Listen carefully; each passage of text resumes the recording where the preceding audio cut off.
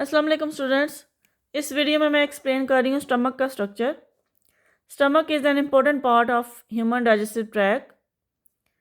Human digestive track का वो portion जो आगे स्टमक में चेंज हो रहा है, that is called oesophagus.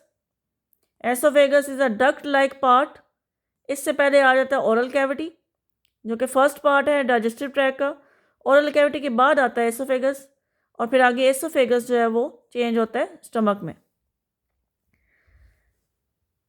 Oesophagus के एंड और स्टमक के स्टार्ट वाले पोर्शन को बोलते हैं स्टमक का कार्डिक रीजन। ये जो कार्डिक रीजन है स्टमक का, यहाँ पे मसल्स होंगे जिनको कार्डिक स्फिंक्टर मसल्स बोलते हैं, और उन मसल्स के दरमियान ओपनिंग जो होगी उसे बोलेंगे कार्डिक ओपनिंग। अब यहाँ पे जो मसल्स होते हैं जिनके दरमियान ये ओपनिंग प्रेजेंट है, ये मसल्स एसोफेगस से स्टमक के अंदर फूड की एंट्री को कंट्रोल करते हैं। कार्डिक स्फिंक्टर मसल्स जो हैं वो एसोफेगस से स्टमक में फूड की एंट्री को कंट्रोल करेंगे। फिर उसके बाद ये स्टमक की मेन बॉडी है, जिसमें स्टमक की वॉल है और अंदर स्टमक की कैविटी है। अब ये जो स्टमक की वॉल है, it is not single layered. Stomach wall is not single layered. For example, अगर ये स्टमक है, ये इसकी इनसाइड पे कैविटी होगी, स्टमक की कैविटी, और ये इसकी वॉल है। अब ये जो वॉल है जिसने स्टमक को सराउंड किया हुआ है, कैविटी को सराउंड किया हुआ है, स्टमक की कैविटी को, ये वॉल सिंगल लेयर्ड नहीं है। इस वॉल में मल्टीपल लेयर्स हैं। सबसे बाहर की तरफ जो लेयर है आउटर साइड पे, दैट इज कॉल्ड सिरोजा। फिर सिरोजा के बाद जो नेक्स्ट लेयर है वो है लॉन्गिट्यूडनल मसल्स की लेयर। उसके बाद नेक्स्ट आ जाती है सर्कुलर मसल्स की लेयर, फिर ऑब्लिक मसल की लेयर्स। अब ये तीनों क्या हैं? मसल्स की लेयर्स हैं, तो इनको कलेक्टिवली मस्कुलरिस भी कह सकते हैं स्टमक का। अब इसमें जो मसल्स की लेयर हैं उनके जो नेम्स हैं वो उन मसल्स की शेप्स की वजह से हैं। लॉन्गिट्यूडनल मसल लेयर में मसल्स की शेप लॉन्गिट्यूडनल है, सर्कुलर मसल लेयर में मसल्स की शेप सर्कुलर है, ऑब्लिक में मसल्स की शेप ऑब्लिक है।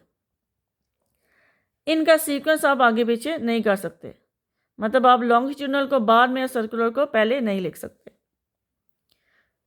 इसके बाद नेक्स्ट लेयर आ जाती है सब म्यूकोजा।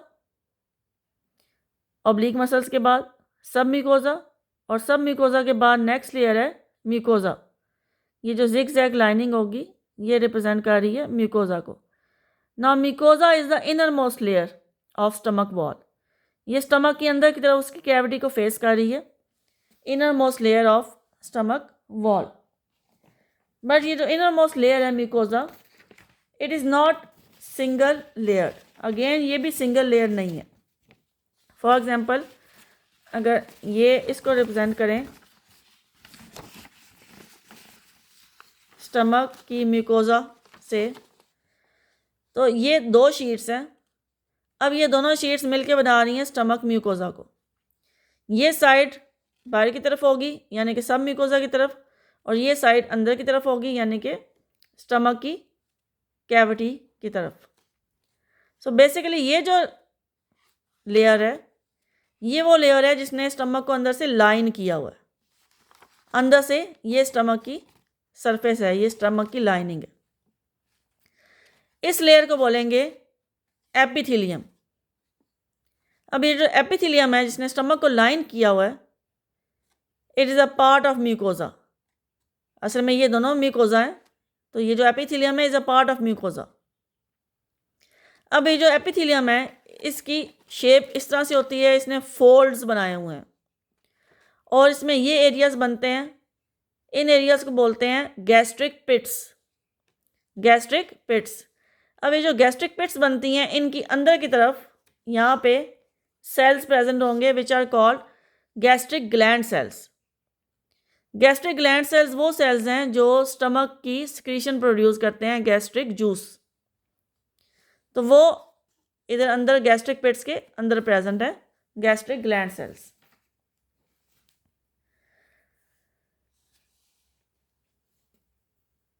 इसके बाद ये वाला एरिया आ जाता है। इस एरिया को बोलते हैं पाइलोरिक एरिया या पाइलोरिक रीजन। पाइलोरिक एरिया वो एरिया जहाँ से फूड ने ट्रेवल करके ड्यूडेनम में एंटर होना है, which is first part of small intestine, duodenum. तो ये सारा जो पाइलोरिक एरिया है ये ड्यूडेनम से पहले आता है और यहाँ से फूड ने ट्रेवल करके ड्यूडेनम में एंटर होना है।